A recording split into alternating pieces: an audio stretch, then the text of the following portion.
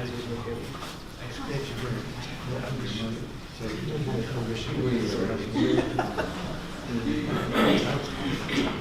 30 now, do I need some notes still? Can't be trusted. That's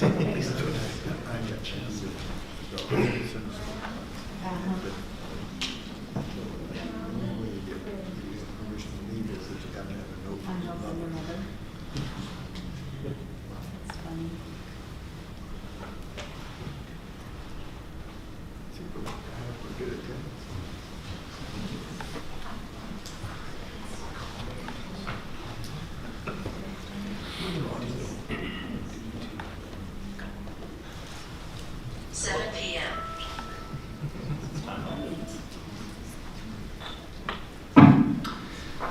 Welcome this evening. I'm going to call the Hermiston City Council meeting for November 14th, 2022 to order with a declaration of a quorum. We're going to excuse Councilor Peterson this evening. Please join me in the flag salute. I pledge allegiance to the flag of the United States of America and to the republic for which it stands, one nation, under God, indivisible, with liberty and justice for all.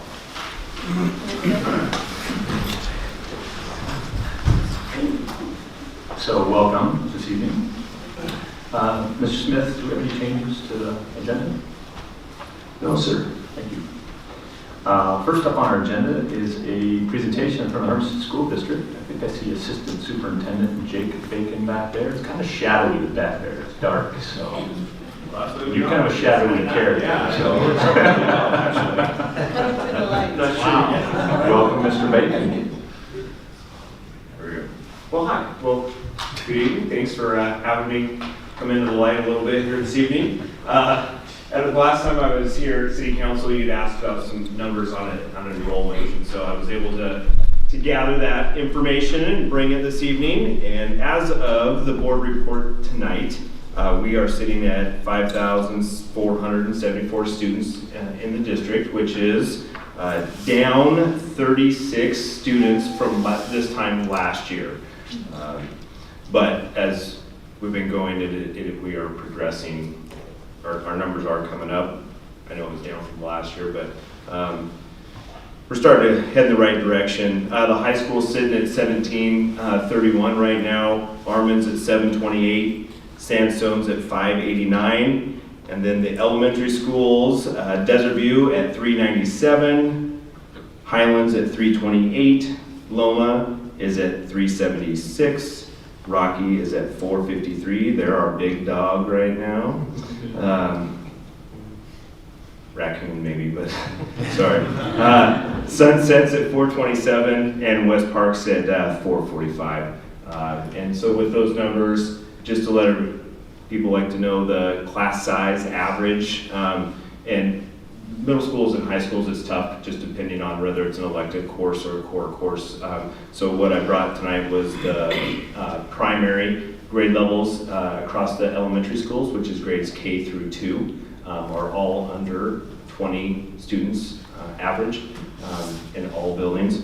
And then the intermediate, which is 3 through 5, are all under 24 students per class across the district. So class sizes are wonderful with the addition of Loma Vista, and it seems to be going well. So any questions on attendance? Or not attendance, enrollment? Okay. Quick update on construction at the high school. They're working to finish up pouring concrete before the weather gets too cold and they shut down the plants, which should be here shortly. So they were pouring concrete on the second level at the end of last week. So that is going really well, mainly because the weather has been great. So hopefully that continues and keep progressing with it there. Thanksgiving break is coming up. So students will be on break November 23rd, which is that Wednesday. Tuesday, the 22nd will be the last day of school for kids and teachers for break, and then we'll resume back on Monday the 28th. Christmas concerts are taking a different format this year. We're not going to have them all go to Armin Larby and have a big performance there. So each building is going to be housing their Christmas event whatever that may look like, and each building's communicating that information out. They're going to connect it with their family events that are happening in the month of January and February. So those will be happening and taking place. And winter sports are off and running, so all winter sports are practicing and getting ready for games. And that includes, I'm trying to remember all of them. So boys swimming, girls bowling, then basketball, men's and women's, and wrestling men's and women. And I'm sure I'm probably forgetting one, but we've got a lot of kids running around. So, well, next report I'll be able to have numbers of how many kids are participating, because last night was the first night for basketball, and they were the last one to get to all the things. So, we're excited to congratulate Troy Blackburn. He was named as cross country coach of the year with their season that they had. He did a wonderful job, and so we were able to celebrate him last week. And we're hoping we'll see how the OSAA football games go this week on Saturday, Friday and Saturday. I think they're all on Saturday this week, and to see if we'll be able to host any championship games. We were hoping that we'd be able to host some this weekend, but unfortunately the Eastern Oregon schools did not fare so well in the last round. Hebner's staying strong though and plays in Hillsboro, so. And then AAU tournament's coming up. Like it's that time already, so they'll be in town this weekend. Yeah, questions for me? Just, the kind of congratulations, I guess, for the school district that the new governor knows where Hermiston is. Yes. She announced us in her opening speech and recognized Mr. Berger for his contributions to the CTE program, and that's an important asset to the education process, and she wants to see more investment in that. So it's kind of nice to get recognized during her speech. So congratulations to you guys, and good job representing the city of Hermiston. Thank you. Any questions? Yes? Oh. My son really wanted me to ask you, the big crane, is it actually being used, or was it just brought in to hold up a flag? We're getting ready to put up the Christmas tree. I have not seen it work, but yes. Tell priority, it works. What is the expectation for that to be done? I don't know the timeline. It should be, we want to be able, well, I believe it's supposed to start in the fall, but I'll confirm on that and have that back on the next one. Thanks. Any other questions, Councilman? Good to see you, Mr. Baker. Thanks for coming. You guys as well. Have a good night. All right. We do have a proclamation this evening that I'm going to read. This is in recognition of Small Business Saturday. Whereas the government of Hermiston, Oregon celebrates our local small businesses and the contributions they make to our local economy and community as they create jobs, boost our local economy, and preserve our communities. And whereas small businesses employ 46.8% of employees in the private sector in the United States, and some economists state with every $100 spent at a small local retailer, roughly $68 will stay in our local economy through taxes, payroll, and donations to local schools and charities. And whereas Small Business Saturday shoppers understand the importance and recognize the impact they can make by shopping small, either in person or online, and encouraging friends and family to do so too. And whereas advocacy groups, as well as public and private organizations across the country have endorsed the Saturday after Thanksgiving as Small Business Saturday, now therefore, I, Dr. Dave Drothman, Mayor of Hermiston, Oregon, do hereby proclaim November 26, 2022 as Small Business Saturday, and urge the residents of our community and communities across the country to support small businesses and merchants on Small Business Saturday and throughout the year. Signed this 14th day of November 2022. So just a kind of reminder about the importance of what our local businesses mean to our economy and our tax base, and making sure that we keep our tax dollars or our spending in town as much as possible, because those resources go back out into our community and help support our kids, our kids at the school district, our kids on the sports teams, your Little League teams, soccer teams, all that sort of stuff. So you rarely see a Tri-Cities team sponsor your local Little League team. So make sure you spend your resources here in town. Okay, now we're moving on to the citizen input. This is the first opportunity in our agenda to speak to the council. If there are items on the agenda you would like to speak to later, you'll have an opportunity to do that. But this is the first opportunity for non-agenda items, so anyone wishing to bring anything before the council that is not on the agenda is asked to please do so by limiting your comments to less than 5 minutes. State your name and address and direct your comments to me. Any comments? Okay, seeing none. We're going to move on to the consent agenda. Consent agenda items A through E. Do we need to remove any of those? Do we want to explain why we're canceling the 26th meeting? Let's remove that one. Okay, we're going to remove item D. So consent agenda items A, B, C, and E. Any of those need to be removed? December 26th. What's that? Did you say May or December? You said December. Okay. Any public comment on consent agenda items A, B, C, or E?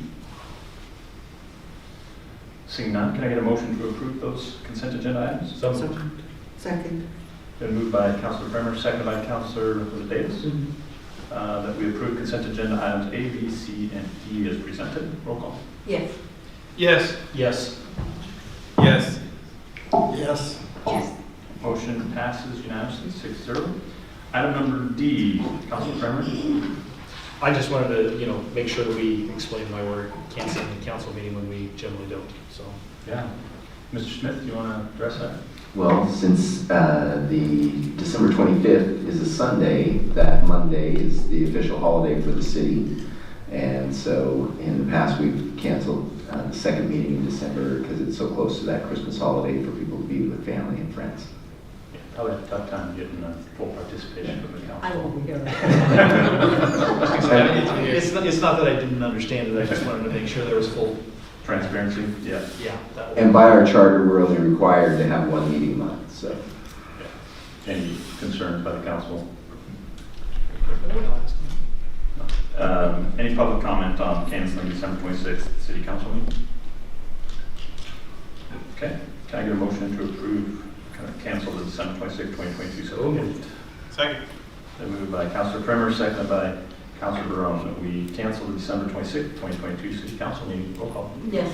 Yes. yes. Yes. Yes. Yes. Yes. Motion passes unanimously, 6-0. All right, moving on to our public hearings. An annexation, Nobles 4N 2804D tax lots, 1100, 1101, 1102, 1103, Northwest Sojourn Lane. Are there any declarations of conflict of interest from the council? I do have one. I have one. So Councilor Spicer-Coon and Councilor Myers have conflict of interest. Do they have to leave for this part of it?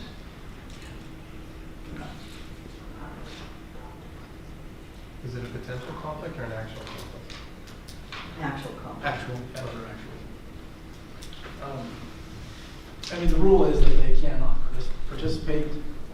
If sitting there causes them any issues as far as participating, they can step down, but I don't see any issue for that.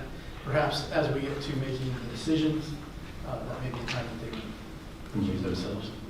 Yeah. So you can't make hand signals or facial inflections or It's all good. nothing like this. Yeah, okay. I think they'll be fine. All right, we're going to open it up first with the hearing guidelines will now be presented by the city staff. The applicable substantive criteria relied upon by the city in rendering the decision to annex the property are contained in 15005 of the Hermiston Code of Ordinances.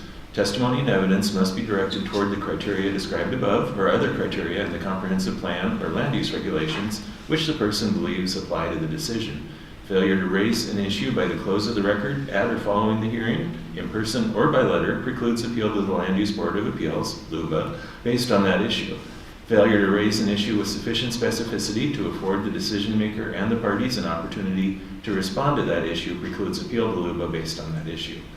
Failure to raise constitutional or other issues relating to proposed conditions of approval with sufficient specificity to allow the local government or its designee to respond to the issue precludes an action for damages in circuit court. Prior to the conclusion of the evidentiary hearing, any participant may request an opportunity to present additional evidence, arguments, or testimony regarding the application. City Council shall grant such request by continuing the public hearing pursuant to ORS 197-797-6B, or leaving the record open for additional written evidence, arguments, or testimony pursuant to ORS 197-797-6C. For this hearing, the process begins with the staff report, followed by testimony from the applicants and any other supporters of the application. This will be followed by opponents to the application. Finally, a rebuttal by the applicant will be allowed. The public hearing portion of the procedure will then be closed, and the City Council will consider the information and testimony received, adopt findings of fact, and render a decision on annexation. Mr. Spencer? Hearing is now open. City staff will now present its report. Okay. Tonight, the council is considering a request for annexation proposed by Kelly Nobles. The property under consideration is within the urban portion of our urban growth boundary and has an MH residential comprehensive plan designation. This corresponds to the city's R4 zoning. Mr. Nobles has proposed annexation with R4 zoning. The property is 3.64 acres in size and is located at the northwest corner of Northwest 11th Street and Northwest Shoreline Lane. The property currently contains 4 tax lots. A portion of the property was partitioned back in 2021, and at that time the Planning Commission required the applicant to prepare an engineering study to determine adequacy and availability of municipal services for the property prior to issuance of any building permits. It's kind of an unusual requirement for the Planning Commission to impose on a partition, but there is the city's 42-inch regional water line is in Northwest 11th Street.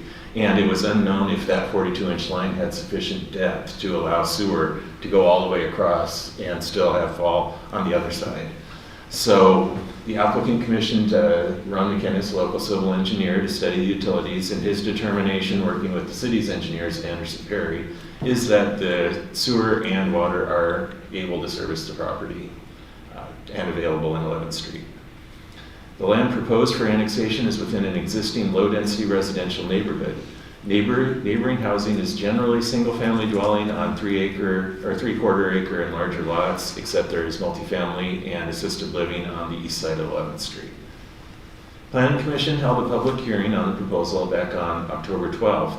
Planning Commission took public testimony from the applicant and from several neighboring property owners during the hearing. Following the hearing, the Planning Commission made a recommendation that the City Council annex the land as proposed. The issues raised before the Planning Commission are in your packet. All of the testimony that was submitted in writing was provided to you. And basically summarizing, the concerns were the condition of the property and some upkeep concerns, maintenance and age of some of the dwellings on the property, growth of the city out into the urban growth boundary, and weeds and brush growth. Now, as I noted, the Planning Commission did make a recommendation to annex the property as proposed, specifically determining that upon annexation, the property would fall under city jurisdiction, and our rules are much stricter on a lot of these things, and our code enforcement being a much smaller geographical area as opposed to the county code enforcement would be able to be more responsive to those concerns. Now, when considering annexation, the council follows Chapter 150 of the Code of Ordinances, as I mentioned in the hearing guidelines, and that establishes 5 criteria that must be demonstrated that the annexation complies with. The first is that the proposal is consistent with applicable state annexation law. The second is that the property is contained within the urban portion of the urban growth boundary as identified on our comp plan. The third is that the proposed zoning is consistent with the underlying comprehensive plan land use designations. The fourth is that findings of fact are developed in support or denial of the application. And the fifth is that all city services can be extended readily and the property owner is willing to bear costs associated with these extensions. Briefly summarizing your findings of fact on these criteria, the proposal is consistent with state annexation law. Specifically, the city has received consent from the property owner The council initiated the annexation process back in September, and the required public hearings and public notices have been issued and held. The property is within the urban portion of the urban growth boundary and has the MH residential designation, which is an urban residential designation. The proposed R4 zoning is consistent and implements the MH plan designation. Staff has prepared findings of fact in support of the annexation. They're on page 45 starting in your packet. And the applicant has prepared an engineering report on the availability of municipal services and is willing to extend said services to the property. Based on these issues, staff recommends that the council accept the Planning Commission recommendation and annex the property as proposed. Thank you, Mr. Spencer. We're now going to open it up to public testimony. So people wishing to speak are asked to state their name, address, and limit testimony to less than 5 minutes. We're going to start with proponents who would wish to speak. Anybody in favor of? Okay. Any neutral parties who wish to speak? Are there any opponents who would like to speak? Okay. Hearing is now closed. City staff will now present its findings of fact.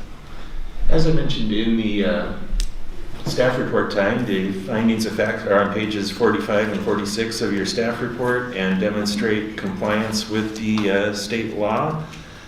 Specifically, I want to just highlight 8, which talks about the compliance with ORS 222 chapter. And finding 14 is a new one that the Planning Commission added into the findings. It's not one that they usually make with annexations, but based on testimony regarding Schrin Lane, they did create a finding that street infrastructure is sufficient upon development based on existing street improvement agreements for tax lots 1100 and 1103. And as a condition of annexation, we're requiring another street improvement agreement for tax lots 1101 and 1102, conditioned upon annexation, which will bind all the properties to future improvement of the streets. Okay, any council discussion, questions, concerns? Mr. Spencer, the questions that I had was, the folks that wrote to us had the opportunity to go to the meeting on the 12th of October, correct? Correct. Were they able to get their questions answered? Were they able to be heard? They all, we had 4 or 5 parties who spoke during the hearing. The Planning Commission took all the testimony. As staff and commission, we tried to address concerns as much as possible. The applicant also was at that meeting and provided opportunity for rebuttal and further explanation of the application process and his intent. So because of, if it gets approved to be annexed, what you're saying is that through the, gosh, I'm losing the word, that they would be able to, the city would be able to see that some of the things that are part of the parameters of the annexation come to fruition because they will fall under the city guidelines. Things that are actually, I guess, code and nuisance issues, yes, would be much more likely to be addressed. Now, some of the things that were in some of the testimony, you know, like a tree fell on a fence, that's not really a city code issue. So the city still wouldn't get involved in something like that. That's more of a civil matter between abutting property owners. But things like derelict vehicles, weeds, those are the things that the city will go in and address. Any other questions from council or discussion, further discussion? Okay. So you have a opportunity for a motion here, motion to approve the findings of fact. Yeah, I already posted. Right. He's the president, so he's got to keep me on track. And I appreciate that. Thank you. So we have a motion to approve the findings of fact. You have 2 opportunities here, or 2 options here. You can either approve the findings of fact as presented by the staff, or you can motion to not approve the findings of fact and direct the staff to prepare new findings for adoption, rejecting the annexation at the next city council meeting. Can I get an action? So I want more comment. You lost your opportunity to come. Yeah, is it in the ordinance here? Or, You can, sure, okay, I'll just do the ordinance part. It's more of a clarifying question. I won't really impact on the findings of fact? on the ordinance that we have next. Okay, no, you can ask it then. Okay. No question about the finding of fact? Okay, this is a motion for finding of fact. I move that we accept finding of fact. I second that. A motion by Councilor Bremer, second by Councilor Davis, that we approve findings of fact as presented. Roll call. Yes. Yes. Yes. Yes. Yes. Motion passes unanimously, 5-0. Moving on now to ordinances for 2342, annexation of Nobles 4N 2804D, tax lots 1100, 1101, 1102, and 1103, Northwest, I pronounced it wrong. I pronounce it Shorin. Sure. Shorin. Sharin? Okay, thank you. Sharin, I thought I was saying it right. You said it differently, so thought I was wrong. Mr. Smith.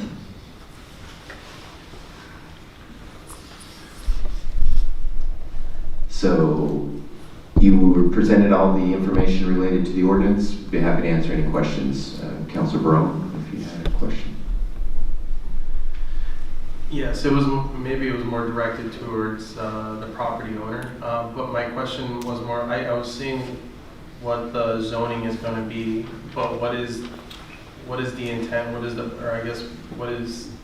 the intent of building on this land? What is it going to look like?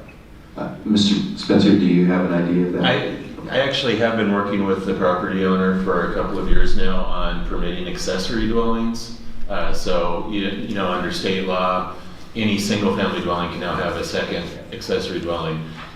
The reason the question of annexation has really come up is because an accessory dwelling is permitted whether it's in the city or whether it's in the county. But doing an accessory dwelling requires an enlarging of the septic field. So in order to do that, it's more cost-effective to come onto the city sewer. Thank you, and honestly, that was good background information and helps me understand a little bit more why.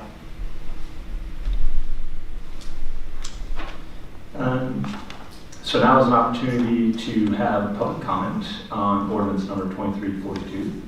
Is there any public comment? Sure, absolutely. Anybody can speak.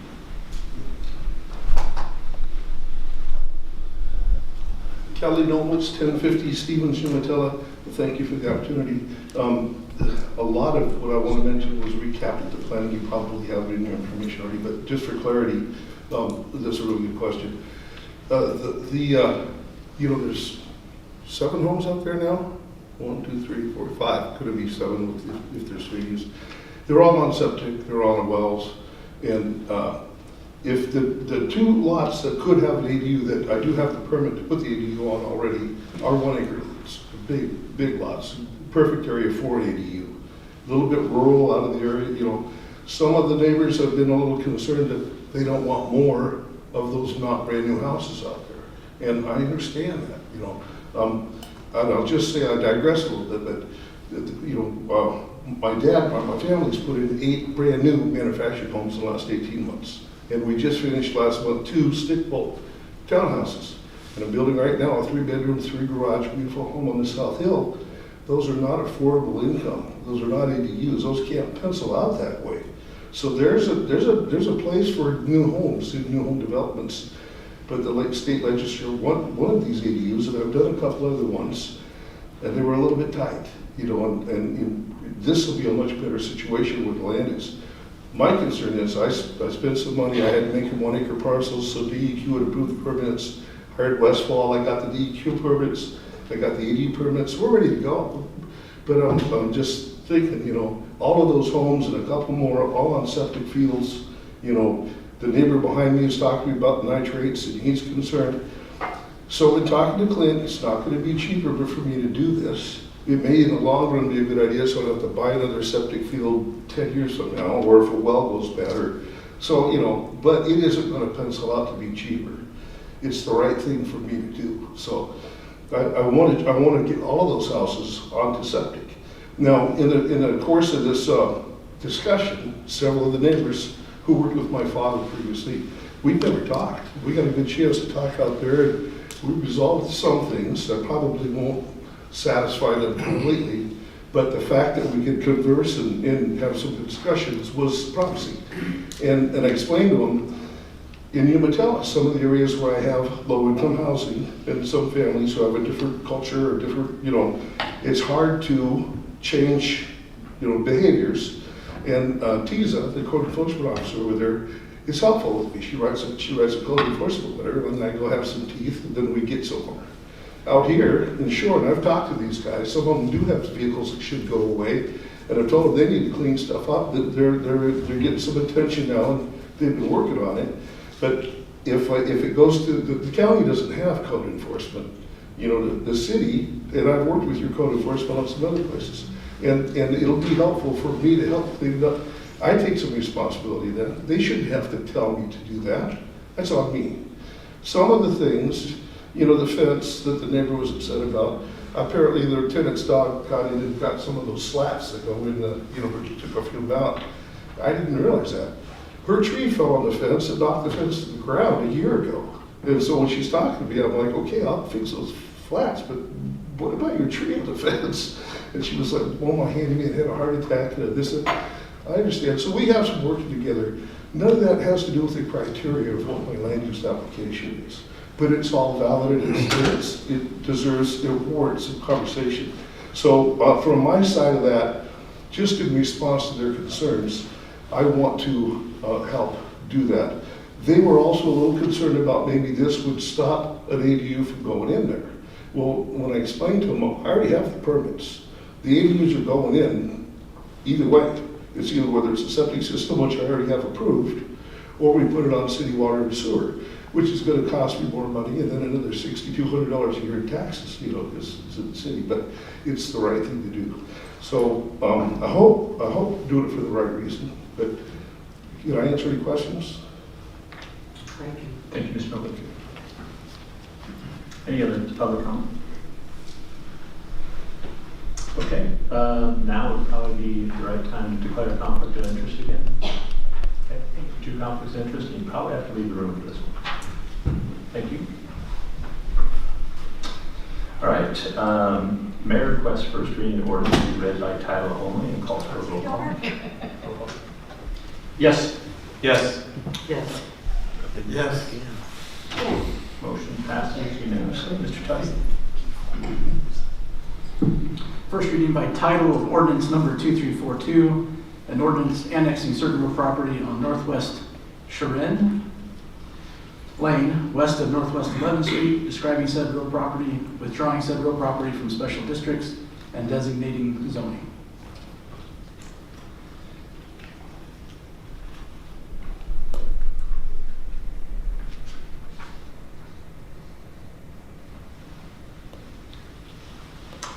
Mayor requests that the ordinance be put on for final adoption at this meeting, that the second reading be by title only and calls for a roll call. Roll call. Yes. Yes. Yes. Yes. Yes. Motion passes unanimously. Mr. Tuckey.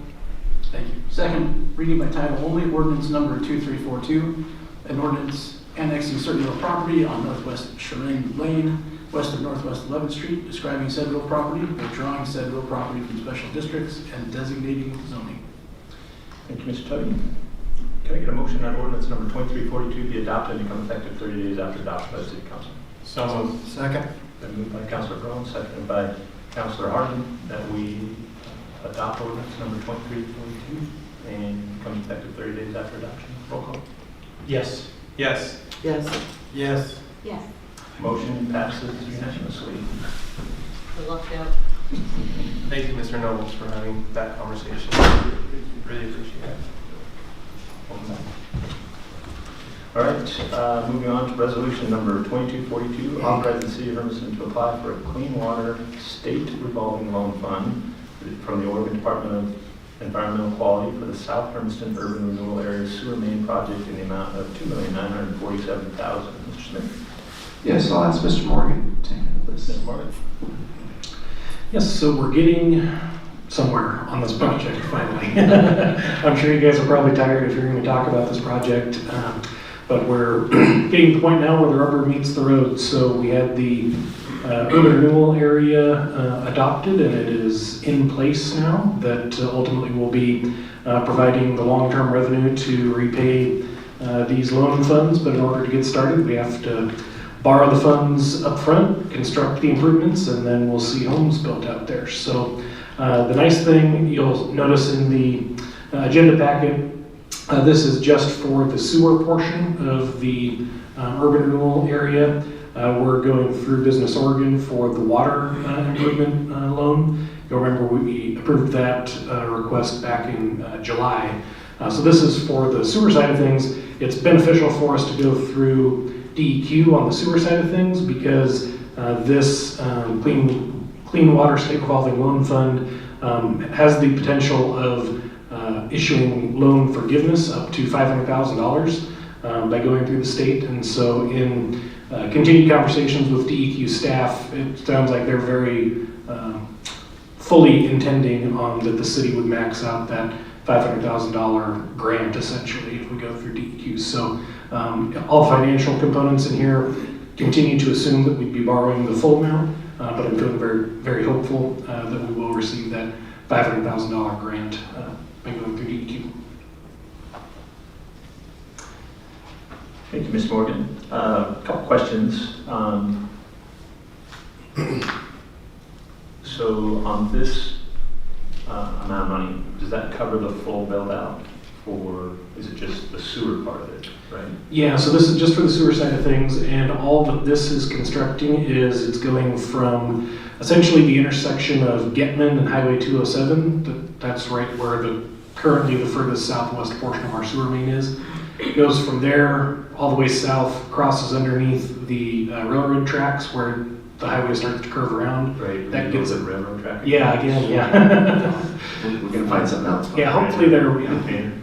We'll see. But, yeah, so then that's where it would enter the 353 acre property, and that's all that this project would be doing. So the developer would then be responsible for running the sewer internal to their property. So this basically just gets it from where the sewer is currently to the property, and then the developer will be responsible for building out internal to the property. So what's the city's reassurance on this $3 million investment that there's actually going to be 1,300 homes built out there and pay back this long? Yeah, you know, ultimately there is no certainty, there's no guarantee that any of this occurs other than that we know we have a good, strong housing market. We know that the community is going to continue to keep growing, and so one of the biggest things that we hear from the development community about why they aren't building or why they're not building faster is availability of land that's serviced by utilities. And so getting these utilities out there ultimately will, whether it's in the first couple of years or over 20 years, eventually there will be homes out there. It also opens up the opportunity for others to hook up in that pathway as well, right? Correct, yeah. So there is a little bit of property that's inside of our UGB that's west of Highway 207 there, and so potentially some additional properties could also hook on out there. Any other questions from the council? Any public comment on resolution 2242? Seeing none, can I get a motion to adopt resolution number 2242? So Second. Moved by Councilor Davis, seconded by Councilor Turner, that we approve or adopt resolution 2242. And upon the record, roll call. yes. Yes. Yes. Yes. Yes. Yes. Yes. Motion passes unanimously, 7-0. Franchise number 22, or resolution number 2243, franchise agreement renewal for Fat Bean LLC. Yes, Mr. Mayor, members of the council, this is an update of an existing franchise we have with Fat Beam LLC that provides internet service within the city. And there are no major shifts in the franchise agreement. We maximized the rate a number of years ago when we adjusted to get some additional funding for streets. So we're asking just to update this and continue this franchise forward. Perfect. Thank you, Mr. Smith. This is the state maximum 7%. Correct. Okay. Any questions? I Yes, just Councilor have one question, and this kind of goes along with the city looking to do broadband. How come none of these franchise agreements require them to let the city know where inside our rights of way they're locating their equipment and their lines? I think that would be good for the city to know where utilities and things are, and how these services are being provided in the city. Plus, if we're digging or working in any of our own easements, it'd be good to know which utilities, already know which utilities and things are located within those easements. So on the second question first, every time anybody works in the right of way, they're required to request and people mark where all of their lines and equipment are. So that's part of something that they agree to from a state law perspective. But I'll let Ms. Morgan handle the negotiations on this. I'll let him. Yeah, I just mentioned in our telecommunications section of our code, in order for them to obtain a franchise, we can request at any time for their facilities map. So that's already covered in our code, is that if we request that they provide us with a map of where all their facilities are in a right of way, then they have to provide it to us. Is there a time frame for that? I'm not sure if there is a time frame in it. I've never had one tell me no when I've asked for one. Other questions, councilors? Any public comment about resolution 2243? Okay, seeing none, can I get a motion to adopt resolution 2243 and lay it upon record? So moved. Second. Moved by Councilor Durham, second by Councilor Davis, to adopt resolution 2243 and lay it upon record. Roll call. Yes. Yes. Yes. Yes. Yes. Yes. Yes. Motion passes unanimously, 7-0. Resolution 2244, adopting an IGA with the City of Pendleton for IT services. Mr. Smith. Yes, Mr. Mayor, members of the council, we kind of got through this a number of times as we put a number of IGAs in front of you. This one is slightly different than others in that we were 3 or 4 months into providing services to some of these other entities and were approached by the City of Pendleton, and they were having some challenges with their IT provider and wanted us to take a look at particularly providing network and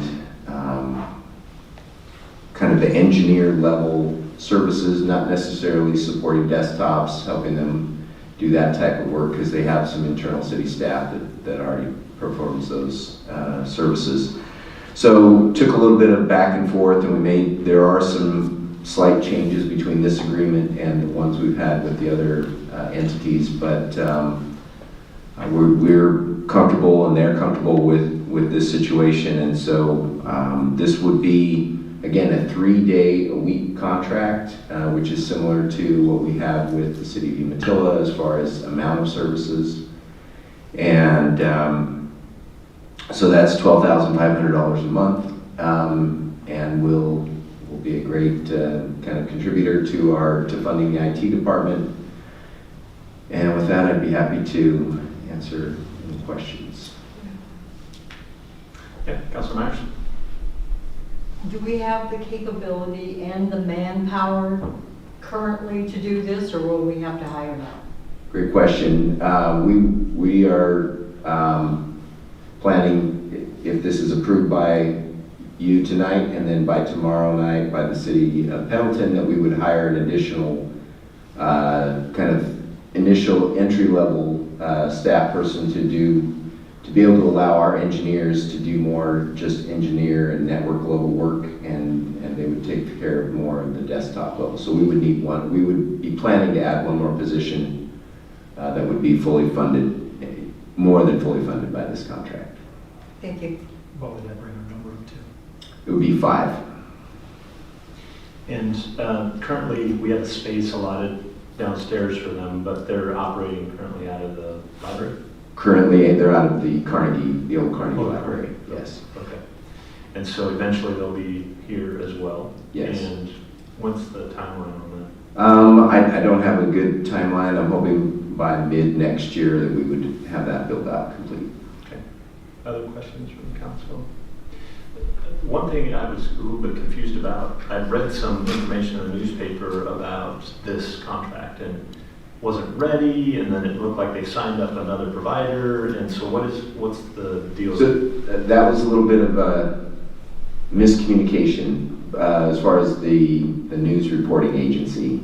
They also needed to change internet service providers, not just IT service, internet service providers.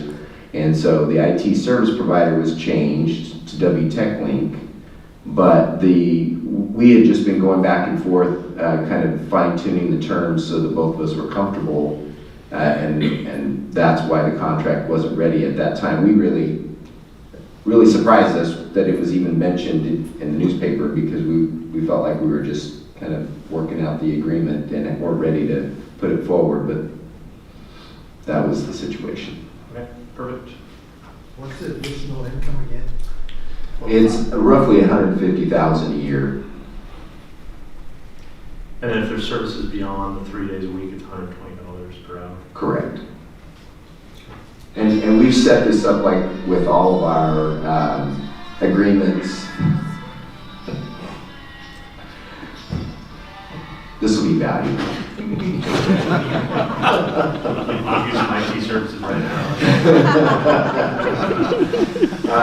But that we would want to check in on an annual basis to make sure we're giving them the hours that they are expecting, and that we aren't, doing more than the agreement, or if we're doing less, and then we can adjust that on an annual basis. Fair enough. Sounds pretty simple. How about other questions from council? Okay. Any public comment on resolution 2244? Can I get a motion to adopt resolution 2244 and lay it on the record? So moved. Second. Everybody's excited about this one. I'm going to give this one to Councilor Spicer King. The motion. And the second by Councilor Durham. Roll call. Yes. Yes. Yes. Yes. Yes. Yes. Yes. Motion passes unanimously. We're having a good time tonight. It's always good to partner with our local municipalities, and where we can share services. I think it's good for the taxpayers as well, so that we don't have to have all of us have our own internal IT departments. And so it's a win for the taxpayers, as well as collaboration between our community partners, helps build up those relationships. So I appreciate the city's willingness to partner with all of our regional cities on this. Resolution number 2245, franchise agreement renewal for CenturyTel Eastern Oregon, Inc., DBA CenturyLink. Mr. Smith. Yes, Mr. Mayor, members of the council, this is similar to Fat Beam, just another update of that, of our current franchise. I have to say this one was not probably as smoothly negotiated, just because they don't tend to respond as quickly, but finalized and ready for your consideration. Any questions from you? Yes. Do we have any kind of a contact for these people? I think Mr. Morgan has someone Are that you asking for negotiates. a public service, like a representative contact, or a management contact? What are you asking? Either or. Well, I think we have someone who we deal with from their legal and franchise agreement Might come to that. standpoint. But, and then I know our IT staff has some contacts with some of their operational people, but they come out of Bend, actually, right now. They don't have anybody any closer than that to do. That's what we found when we were getting the services installed in this building, is they had to come out of Bend, so. Okay. Other questions from council? Now, the previous one was for 7%, this one's only 5%. No, actually, it should have been 5. That's the maximum on the telecom franchise, is 5%, not 7. Thank you for updating that. Any other questions from council? Any public comment on resolution 2245?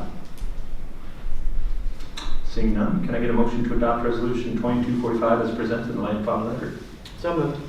Second. Been moved by Councilor Davis, second by Councilor Durham. She's finished the whole sentence. And motion to adopt resolution 2245 upon the record. Roll call. Yes. Yes. Yes. Yes. Yes. Yes. Yes. Motion passes unanimously 7-0. Mr. Smith, discussion and possible support of the OMA Association's homelessness funding recommendations. So at your request, Mr. Mayor, this item has been placed on the agenda to talk about the OMA's recommendations to the legislature and to the governor's office related to funding for homeless services throughout the state. And I believe the last notation I saw is 75 cities have expressed official support for this funding request, and so I'll leave it up to the council to discuss and then potentially take action. Yeah, I think what the OMA Task Force is looking for is for communities to recognize the work and effort that went into collaboratively coming up with some potential supports on a statewide basis for helping with the challenges we're all faced currently with our homelessness, and trying to find additional resources and funding for that, and asking the state to partner with our local communities to help us with that. And so 25 mayors came together and unanimously agreed. North, south, east, west, small city, big city, from our largest to some of our smallest, Portland, Fossil. And so, and it was a unanimous decision on the recommendation. And so what we're looking for is just support from communities. And so I asked Mr. Smith to put this on our agenda tonight. Obviously I'm in support of it, I've already announced that, but looking for council support as well. And so, not that it's necessary, you don't need to approve this, but I think it sends a strong message to the legislature when whole councils come out with a recommendation in support of it. So I'd be happy to answer any questions about that, or how we came up with this, these numbers, or the process of which we went through to come up with these numbers. But Mayor, what's Yes. the length of the time? Because it says investments will equal between 125 to 175 million. How far did you project out?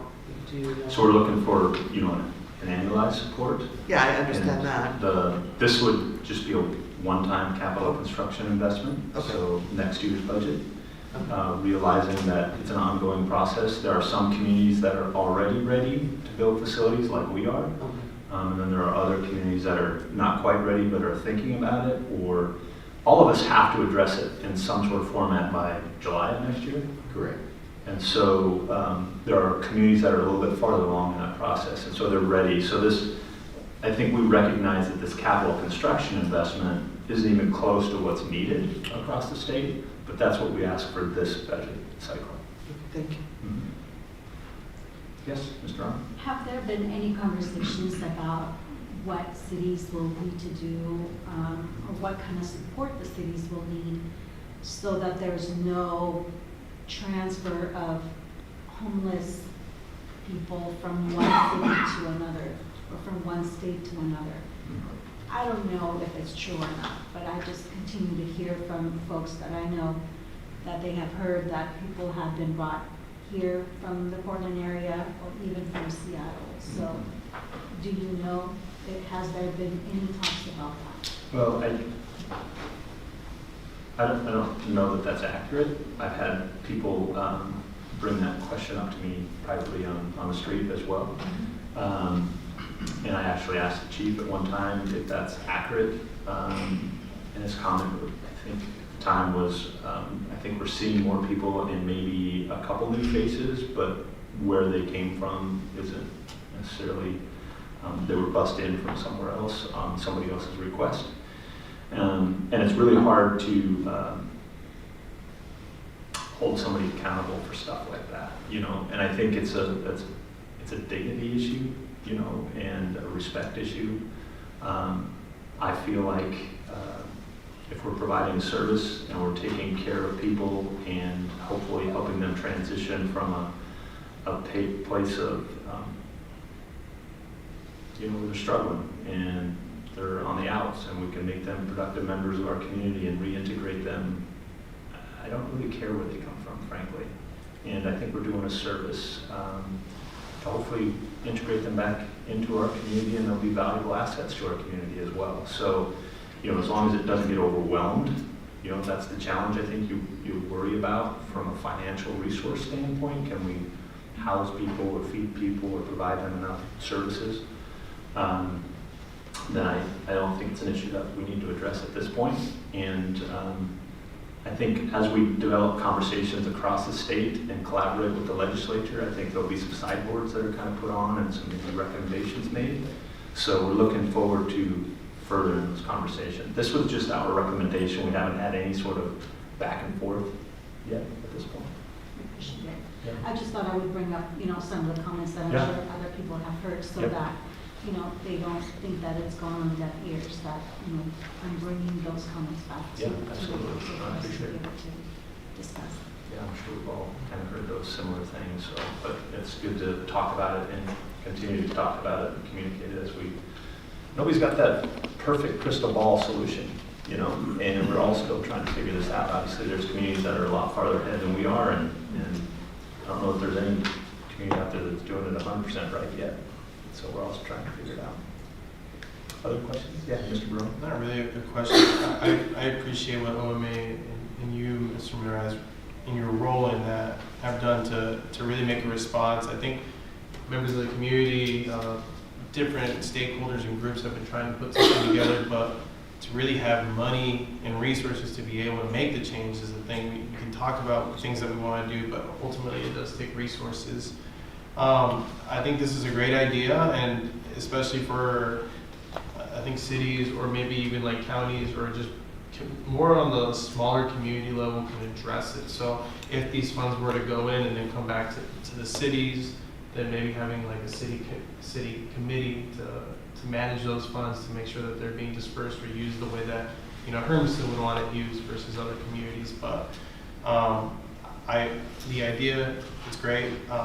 I support it, and I just look forward to having something like this where we can actually have resources to talk about to actually make moves.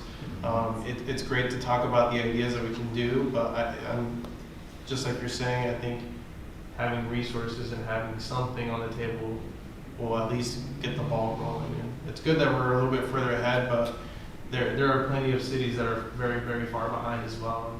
I don't think any one city has the answer, but having resources to be able to do something, I think is a step forward. Yeah, absolutely. And I think, the challenge that we're faced with currently is all of the resources that we're spending now are coming out of our general fund budget. And so those resources are the same resources that we spend on public safety or Parks and Rec or library or, just functioning a city governance. And so we've also made some financial contributions or commitments currently to the PATH program. Once we stood up that program, we said, hey, we're going to continue to keep it open and we're going to fund it. And that's a $350,000 a year budget. And so, where do those resources come from? And so we're trying to find partners, and hopefully the state and the governor's office will partner with us in trying to support communities. Ultimately it's going to come back to the city through their budget process, and you guys will ultimately have a final decision on how those resources will be spent through the budgeting process. So I don't know that we need a special committee to help that, because you guys will be there to champion that for the community, but if that's something that the council wants to do, is stand up another committee, we could look at something like that too. I think it's a very good start, and the fact that it includes some sort of an avenue to possible funding instead of just being forced upon the different cities, whether or not they can afford it. I think that this is really a good start. Yeah. Thank you. It's probably not close to the dollars that some communities are spending, or even our community is spending, but it does help us hopefully grow out bigger programs that we can provide more services. It's a process that we're hoping to transition folks from houselessness into a place of housing or productive environments is going to take all hands on deck, Well, quite often, these are put before us, and there's no mechanism for the funding, not even a thought, so. You gotta have it's people, really and good people that- cost money, and it's Correct. expensive. And so, as this continues to challenge us as a community, it's only gonna get more and more expensive. And so it takes resources away from all the other stuff we're doing as well. And so this is potential offset to that. Other questions or comments from the council? Well, I would go ahead and move that we lend our support to the Oregon Mayors Association homelessness funding recommendation. Second. Okay, I'm gonna take some public comment too first. Any public comment? Yeah, go ahead. Josh Roberts, 1709 Northeast 6th Place. I just want to comment briefly and about something the mayor had mentioned about not caring where the people come from. I think that as a private citizen warrants a little bit of scrutiny, and I don't mean to be disrespectful, Mr. Mayor. But I appreciate Mr. Duran's comment about busing people in or having us be a point where people come because we have the resources. You rightly said that there isn't enough money right now. If we had unlimited resources, then I think that you're absolutely spot on.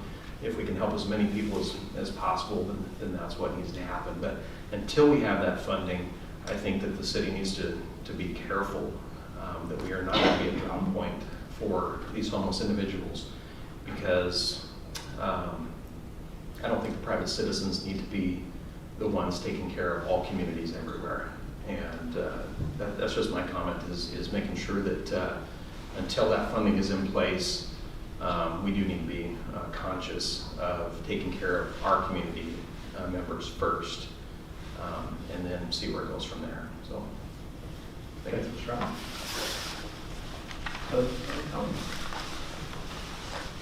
Yeah, I agree with you, Mr. Roberts.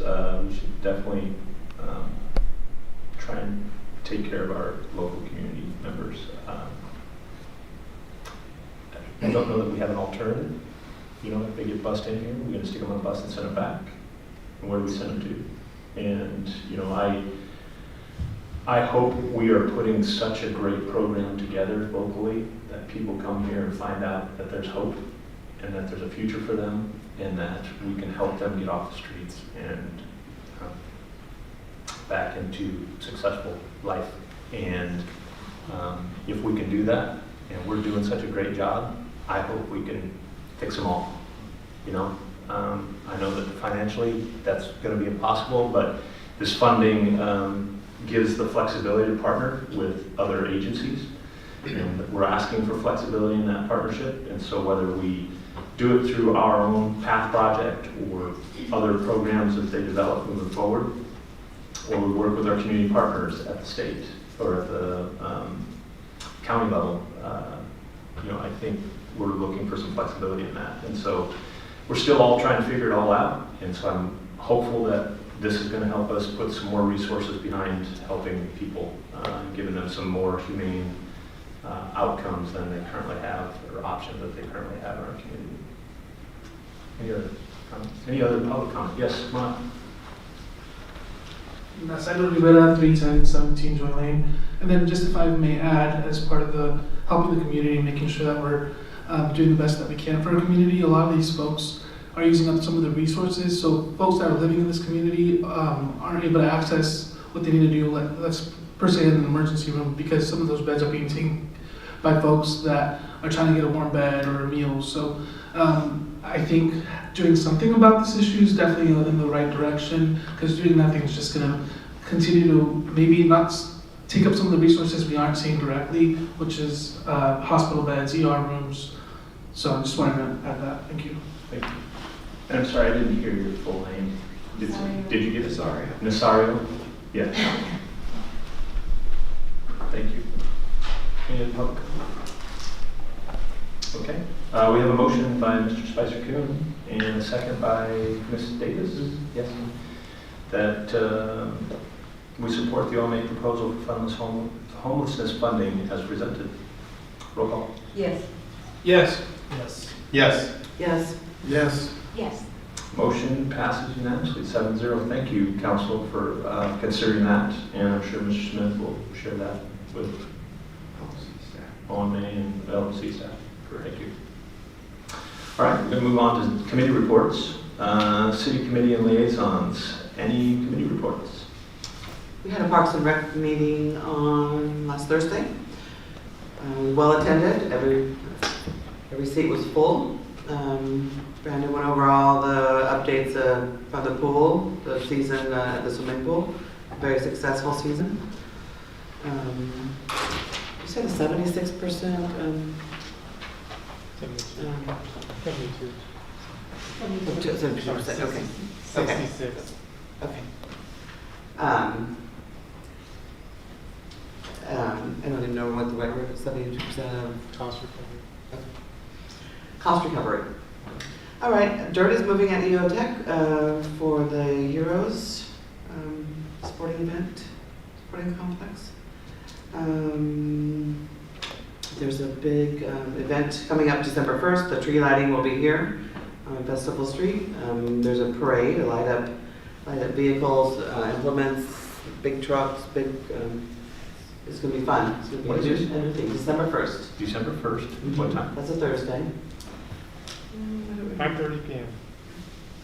So the parade starts at 5:30 p.m.? Okay. So Santa will come. It'll be like our normal downtown. Is this a parade that people sign up for, or, I mean? Yeah, new this year is our first annual Yeah. Hermiston lighted And so it starts at 5:30. Basically a kickoff event to our tree lighting, and then Santa here will be rolling in at the tail end of the parade to light the tree. Where does it start? Everything's on Main Street, so So it just starts at the end of Main and, yeah. And what time will the tree be lit at? Roughly around 6:10, 6:15. Yeah. When Santa comes. He's coming in from the North Pole. So, awesome opportunity. We have the Lower Valley Christmas trucks. They make their way around Yakima Valley, the Tri-Cities, and they've voted to come to Hermiston to kind of kick off. Right. And if you look them up on Facebook, they're pretty cool. So this is not participatory parade process? It is. Okay, so if I want to decorate my truck and drive If you want to decorate your tractor truck, or bring it or a out. tractor, or Yep, side by side? side by side. Yeah, my side by side. Anything you want to put lights on. It's got to have lights on it. And it's got to be motorized. You can't pull a wagon through it. It looks like he's opening. Just want to have a good showing down there. Santa might be on a sleigh. The space is Has limited, lights so on. if you're interested, get in. Space is limited. Because we're not doing the full Not like the parade. rodeo It's just- parade, it's just around Main Street. The map is on the website, so look up Hermiston tree lighting, you'll see the map there. So if people want to participate, go to the Parks and Rec webpage, there's some sort of sign-up process? Yes, Okay. so register for free and You just. can't let- just show up on December 1st at 5:30, you gotta register. You gotta register. We'll be staging down at the community center and making our way up here. Okay, perfect, that sounds fun. The last thing, during the meeting, Brandon also showed us a couple of photos of some homeless camp setups here in town, and that was kind of shocking. They're persistent, and they're there. So we're all aware of it. Thank you. So the tree lighting ceremony will be that evening as well. Typical, like, high school is going to participate, there'll be a song, and there'll also be some fire pits, and Santa will be there, and kids can come sit on Santa's lap and all that sort of stuff, right? Fire truck and all that. Fire trucks coming too? As long as Santa can make it, he'll make the evening. Weather- But I've yes, heard he's available. The weather's okay. Majesty will be there, Jims and Gents is gonna perform, we'll have fire pits and vendors with free hot chocolate, the whole deal. So when does the Festival Street get closed off? Festival Street will be closed on next Tuesday. Okay, it's coming quick. Yeah. And the tree gets planted Sometime in the next week. Do you have a tree picked out? Still working on it. Okay. Yeah. Is it a local community member donated tree? We're still working on that. Okay.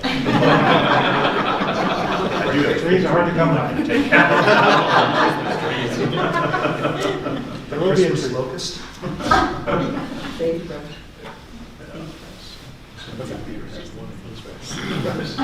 All right. Any other committee reports? Guess I could jump in as the liaison to Stepping Stones. It's my understanding that on November 29th at noon, they'll be having a groundbreaking for the new shelter. My understanding is they're going to invite a couple mayors, I think. Yeah, I haven't heard Several about the mayors. dates yet. This just came to me new, so. And then December 1st, the warming shelter in the Sears building on 395. When? December 1st. December 1st, okay. We'll Same be day? opening up. Big day for Hermiston. Warming shelter's open at Sears building. Yes. Okay. They still need volunteers. They're looking for, the volunteer situation is essentially they need 2 people to check people in the evening from about 6 to 10 o'clock at night, and then 2 people to check people out at between 6 and 9 in the morning every morning. Then overnight, they're planning right now to have some paid personnel that will stay in the shelter overnight and make sure that the residents there have what they need and that nothing happens there. So if anybody knows any organization that can find any volunteers or would assist in putting those together, that is, of course, helpful. Okay. That's it. How's the building projects going? They're still working on them. They've got More volunteer days? There are more volunteer days, but they haven't done any that they're just opening up to everybody. I think the city of Umatilla has a day where the city will be putting together some people. I think they're going to be doing like a weekly thing where like 6 employees of the city of Umatilla are coming in once a week. I think it's like every Friday to build and help put those together. I don't know if the city of Hermiston is Let them show us up, Mr. Smith. putting anything together. Amazon, my understanding is Amazon has now volunteered to do a day for themselves, and they'll bring their employees in to help them. I was out there a morning, and it's easy. If I can do it, everybody can do it. So there's opportunities for all different skill levels. So, yeah, it's good. Yeah, Mr. Ryan. So Sears, is that the one on 395? It's down the Agri-Labor building. So yeah, it's up on 395. Former Sears. The former Sears building, yes. I know what that long ago. So, you know, where the eye clinic is, that used to be the Sears building too, many years ago. Okay. Oh, you mean right down here? Yeah. Right. Next door. Oh, but it hasn't been there for a long time. Way The before school me. district was right out? So yeah, the owner of the Agri-Labor building volunteered to let us use the back portion of his building. So, yeah, I mean, they've already, if you go back there, it's already, they've got it set up and they're starting to get things put together. It's just the old warming shelter, that organization isn't there anymore. So I'm kind of stepping in and taking over. So I know that Warming Station used to sometimes ask for donations as far as socks, hats, gloves, and things like that. Yeah, we're still taking those, and I mean, we've got several organizations that are donating socks, gloves, and hats already. If people want to give us more, we'd be happy to take it. Where would they take those donations? I'm not exactly sure at this point, probably up to the Sears building. That's where the stuff is being stored right now. If you want to go to the Stepping Stones website, there is contact information through there.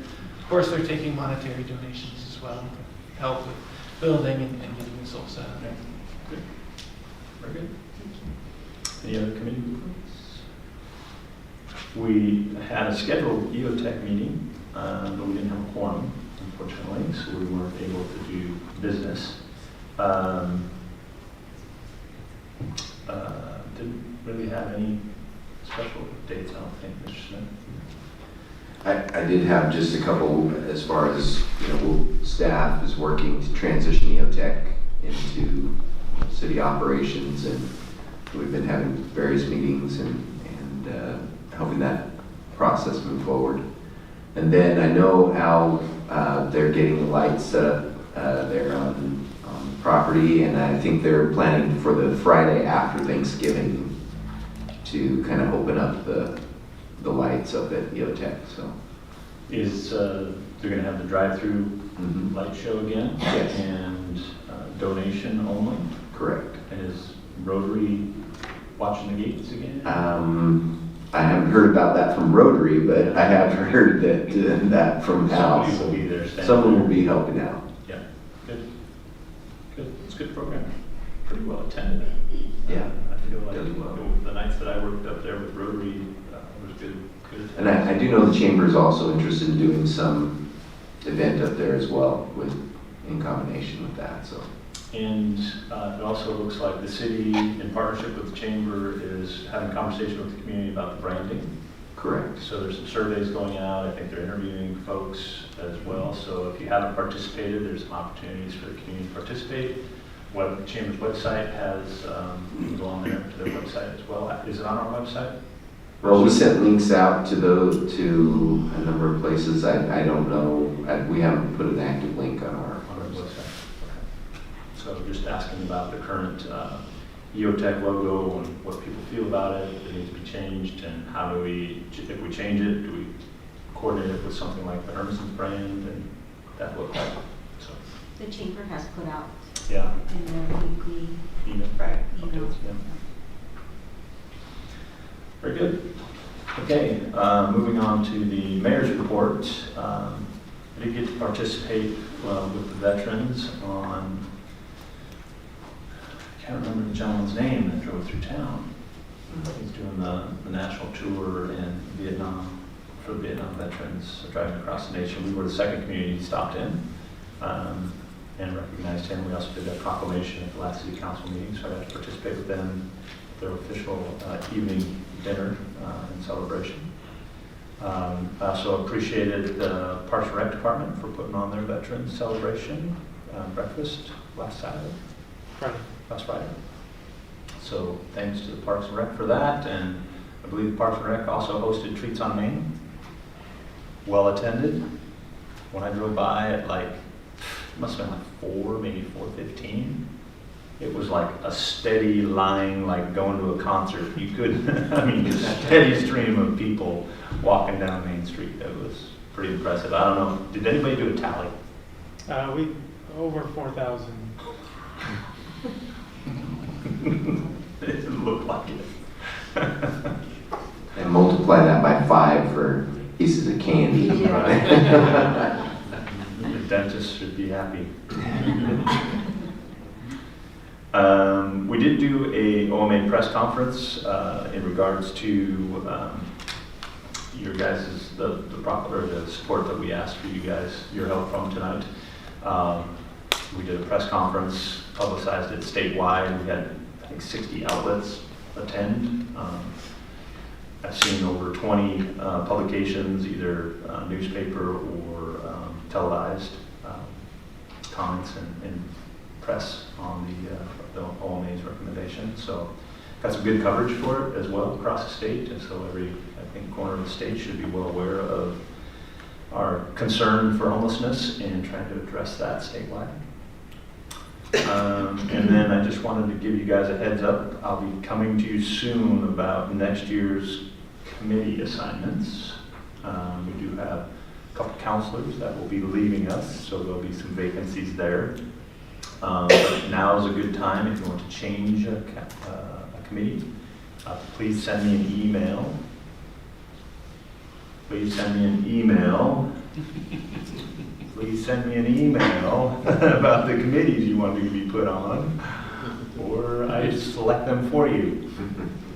So, yeah, I look forward to your feedback on which ones you want to be on. And then also up for election this year is council president. So you'll have a recommendation at the first of the year council meeting. And so looking for a nomination at that. So if there are people that like to be council president, might send me an email as well. Council reports. Anything? Yeah, Councilman. About probably 2 weeks ago, I had a conversation from a representative from BGE. I believe they also had a conversation with you, Mr. Mayor. It looks like BGE, they're trying to go for a proposal from the infrastructure bill that came out of Congress. It's a proposal, so it's not a given, but they're trying to build a hydrogen plant out here. It's still in the works. They're trying to process that application and see if they're in the next steps.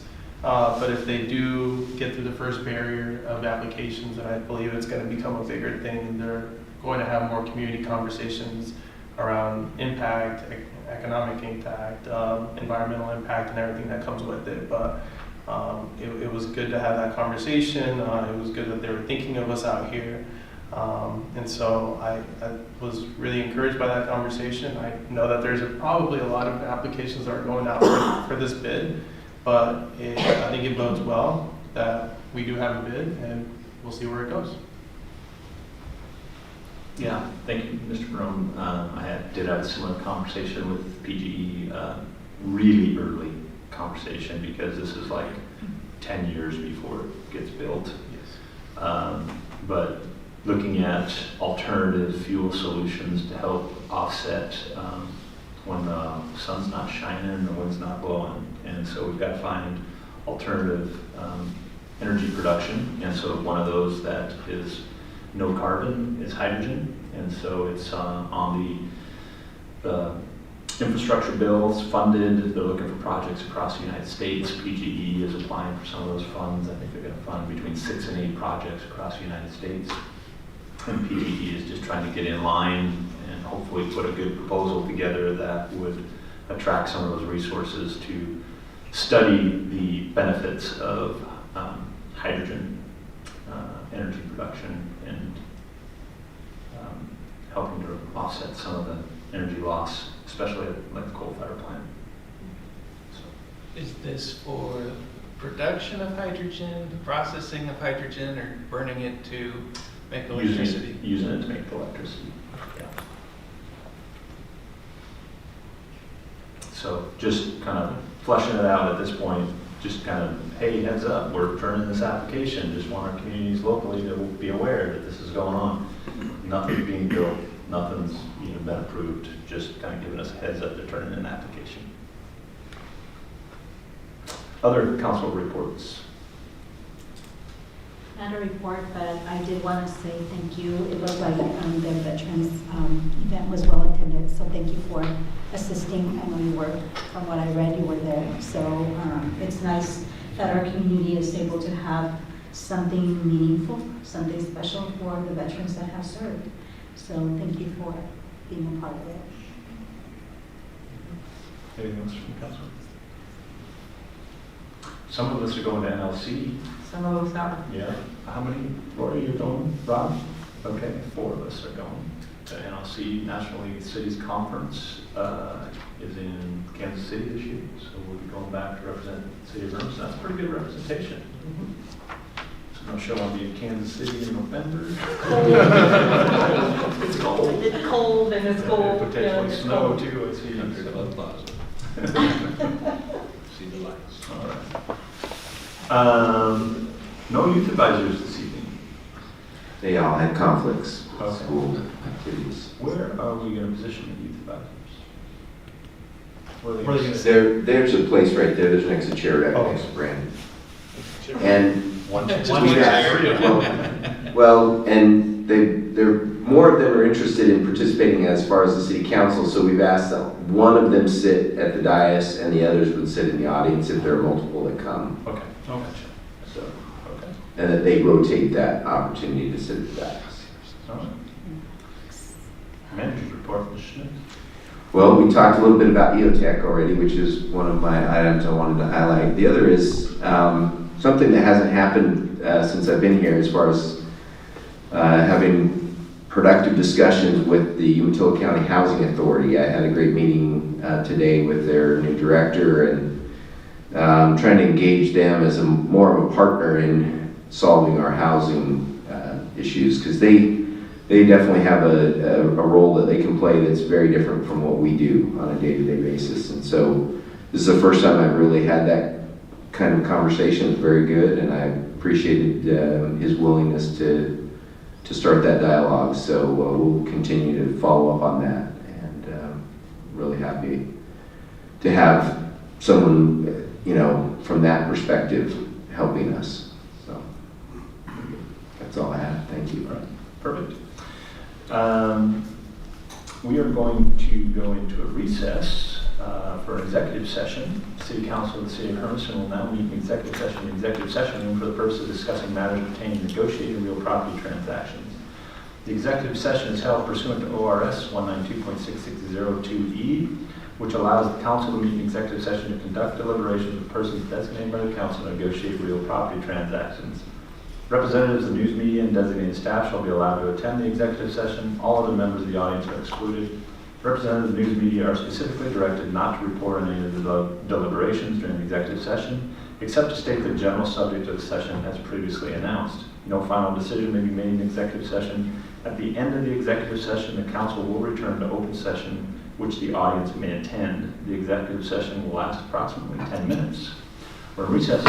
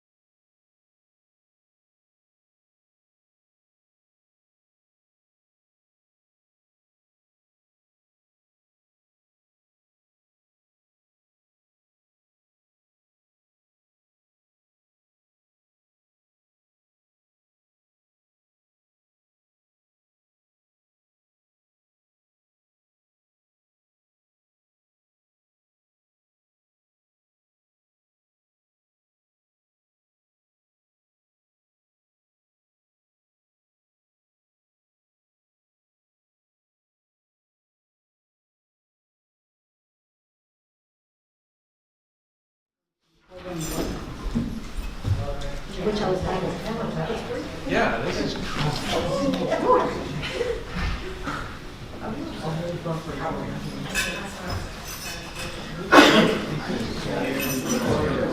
meeting start.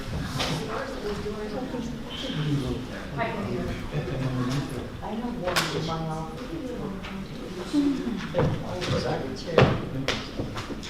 All right, so we're going to reopen, or reconvene, I guess I should say, the Hermiston City Council meeting. And anything else